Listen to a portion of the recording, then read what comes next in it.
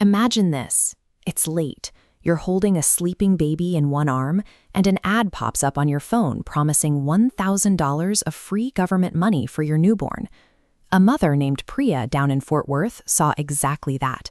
She tapped the link, found IRS Form 4547, and filled it out right there in her kitchen. In under 3 minutes, she secured a $1,000 deposit for her new daughter. The offer is entirely real, but it has strict boundaries. Only children born within a specific 4-year window between January 1st, 2025 and December 31st, 2028 actually qualify for that initial $1,000 seed money. The sign-up process takes 3 minutes and feels completely frictionless, but that speed hides a rigid 18-year financial commitment buried deep in the IRS fine print that almost no parents read. The headline of free money is so bright, parents are checking a box without realizing they just locked their child's savings into a highly restrictive legal structure. When you select the Trump account election on that simple form, you legally open a traditional individual retirement account under Internal Revenue Code Section 530A. Most people hear tax-advantaged and assume their investments will come out clean or at the much lower capital gains rate. That is incorrect. Every single dollar of growth inside this specific account is taxed as ordinary income. That means whatever your child's tax bracket is when they withdraw the money, that is the rate they pay. Ordinary income rates can easily hit 22 to 24%, bleeding away almost a quarter of your gains. And if they pull that money before age 59.5, the IRS stacks a flat 10% early withdrawal penalty right on top of those income taxes. Checking that box force-fits a child's short-term savings into a rigid 60-year retirement framework, where the rules favor the IRS over the family. For the first 18 years, the law dictates exactly how this money must be invested. The funds are legally restricted to low-fee mutual funds, or ETFs, that track a qualified U.S. stock index, like the S&P 500.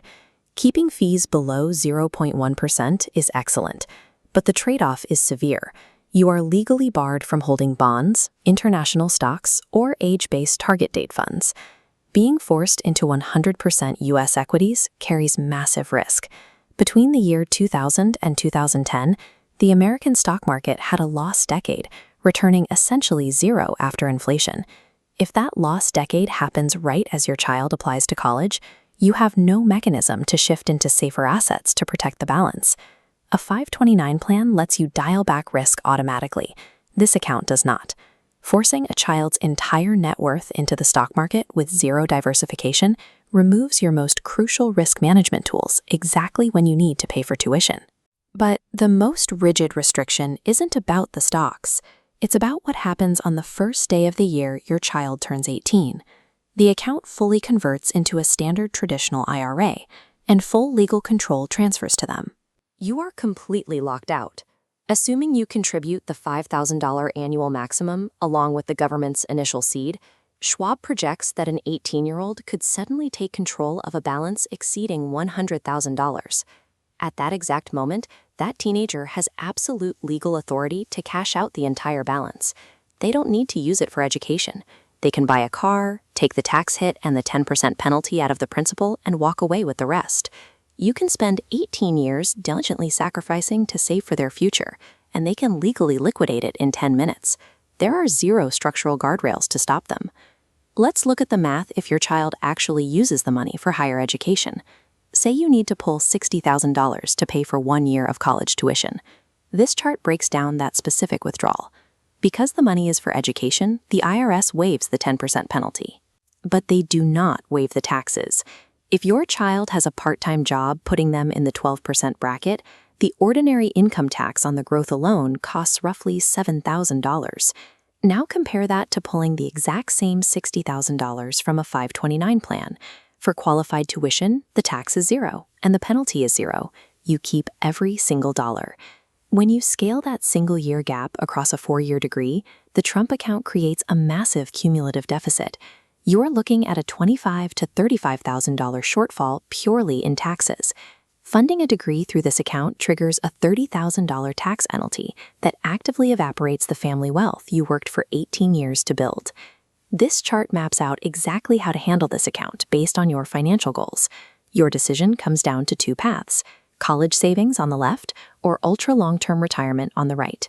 If your primary goal is funding education, the right move is to open the account and claim the free $1,000 seed money. Then immediately halt your contributions.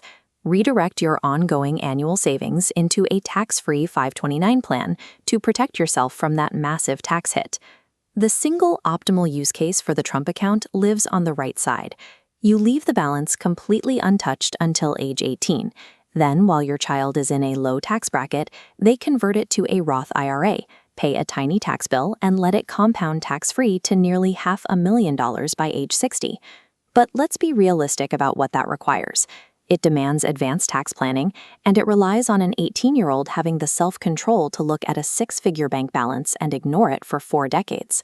Ultimately, this account serves as an incredible 60-year retirement loophole, but treating it like a standard college fund is a trap. Take the free gift the government is offering, but put your real money where the math actually protects it.